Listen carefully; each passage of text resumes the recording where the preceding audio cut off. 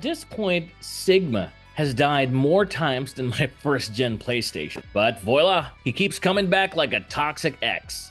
So, did he finally stay down, or did the story just move on without him? As I take a deep dive on what happened to Sigma after Mega Man X8.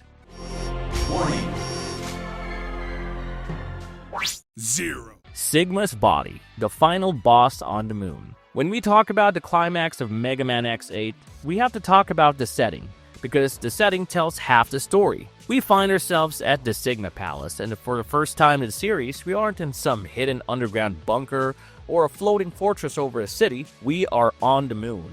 I remember looking at the background of those lunar stages and feeling so isolated from everything. Sigma was straight up exiled. In this game, Sigma shows up in his last playable form, but he's far from the majestic commander of the 2110s. This version of Sigma is older, broken, and fighting on the moon like a cornered animal. If you look closer at his model, he looks decayed. His skin, if you can call it that, is sickly, and his armor looks like it was assembled together from a junkyard. This appearance is treated as his last appearance in the main X series, and the fight itself is split into two separate phases that reflect his desperation. First, the game messes with our heads by throwing a copy of Sigma at us.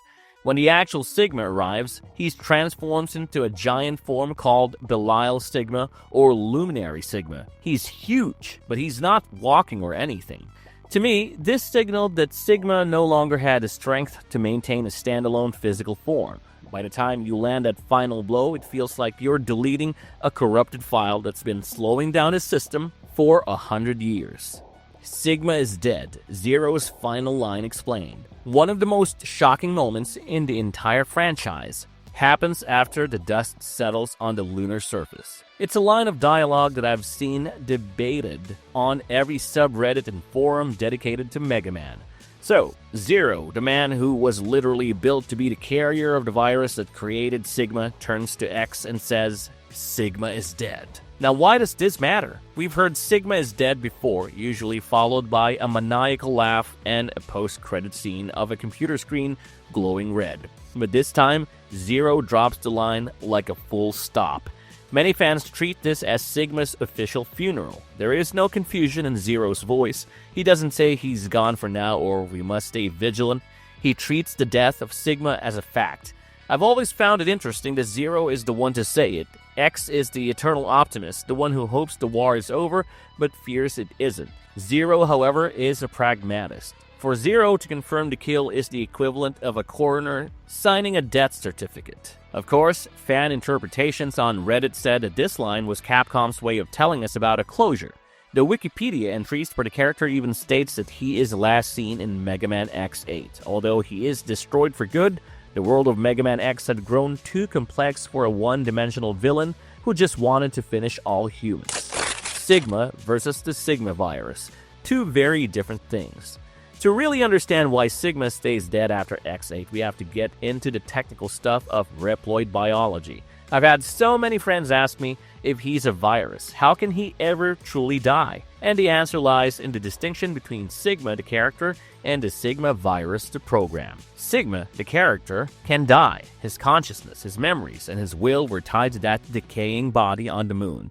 Think of it like a piece of software. You can delete the Sigma.exe user interface, but the underlying code might still be sitting in your registry. By the way, I'm not a computer nerd. Anyways, the Sigma virus, however, is a separate entity. It's an infectious program that exists to remove a Reploid's moral inhibitors and make them violent. In the early games, the virus was Sigma. He could move his mind through the virus like a ghost through a telephone wire. But as the series progressed, the two began to decouple. By the time of Mega Man X8, the virus had evolved. It became a fundamental part of the digital environment. I like to think of it like this. Sigma was the captain of a pirate ship. The virus was the ship itself. In X8, the captain went down with the vessel, but the wreckage of that ship, the infectious code, was still floating in the ocean, ready to be taken by someone else. I'm proud of coming up with this analogy. So Sigma's consciousness died on the moon, but the maverick potential of the virus lived on in the world. Copy chips and Sigma's hidden DNA. The next generation Reploids were marketed as the ultimate solution to the Maverick problem. Why? Because they were immune to the Sigma virus. But as the game progresses, we learn the dark truth. They aren't immune because they're cleaner or better. They're immune because they were built using Sigma's DNA. Turns out Sigma's data is still floating around inside every new generation Reploid. The copy chips that allows these robots to transform were built by harvesting the DNA data of hundreds of Reploids from the past, and Sigma was the most powerful of them all. Even though Sigma, the person, was dying on the moon, this program, or should I say his genetic code, was being mass-produced and installed into the next generation of robots. That's why they can't be infected by the Sigma virus. You can't infect a fire with a match. They've already possessed the Maverick essence in their base code. To me, this is Sigma's true victory. He didn't need to live forever as a person if he could live forever as a blueprint. Every time a new generation Reploid was born, a little piece of Sigma was reborn with them. Lumine steps in, Sigma's new successor.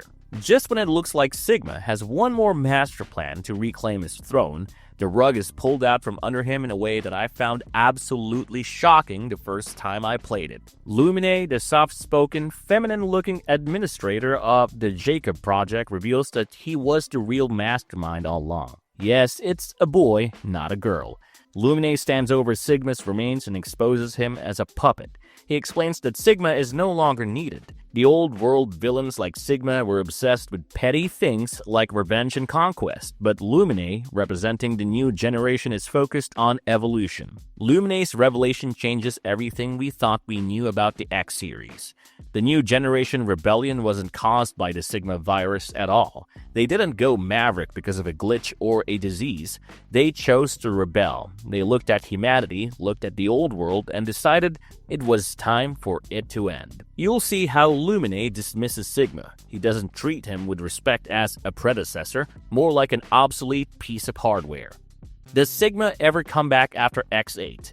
I get this question a lot. Is there any chance he's still out there in some hidden server? Well, my short answer is, in canon, Sigma never returns as a character again. If we look at the timeline, the Mega Man Zero series picks up about 100 years later. In that series, the world is still dealing with the fallout of the Maverick Wars. But Sigma is not a living threat. The Zero series has a massive event called the Elf Wars, where a scientist named Dr. Seal's ancestor used the Mother Elf to delete the Sigma virus from the planet's systems, once and for all. Without the virus to act as a medium for his return, and with his physical body destroyed on the moon in X8, there was simply nothing left for Sigma to use. While there are spin-off games and crossovers like Project X Zone, where he pops up for fan service, in the actual story of the Mega Man universe, his journey ends in the craters of the moon. X8 canon status. Where does it fit in the timeline? Next, we have to address the timeline headache. Fans have argued for decades about whether X7 and X8 happen in the same timeline as the Mega Man Zero series. Some people believe that Mega Man X5 was the original ending and that everything after that is a split timeline. However, regardless of where you stand on the split, everyone agrees on one thing. X8 is treated as the endpoint of Sigma's story. If you follow the timeline that leads to Zero, Sigma dies in X8 and the world moves toward the Elf Wars. If you believe in a separate X-only timeline, there still hasn't been an X9 chapter to bring him back. I personally view X8 as the perfect bridge. It explains why the world in the Zero series is so obsessed with controlling Reploids and why the threat of DNA data becomes such a huge plot point later on. Even the ending of X8, where Axel is hit by a mysterious fragment of Lumine's crystal, shows that the Sigma DNA is the new problem. The focus shifted away from Sigma, the man, and onto the legacy of his code. Whether or not the timeline is a straight line or a branching tree, the result is the same. Sigma's reign of terror officially concluded on the moon. There's no denying the impact Sigma had on the Mega Man series, but as we know, in the Mega Man universe, nothing stays buried forever. How about you guys? What's your take on the Sigma theory? Do you guys really think Sigma is gone for good, or maybe he's just waiting for the right moment to come back? Let me know your thoughts in the comments down below. As always, like, share, and hit that subscribe button if you haven't yet. A subscription is the best way to be updated on all our latest content. This is John of Marvelous Gamers. I'll see you on the next video.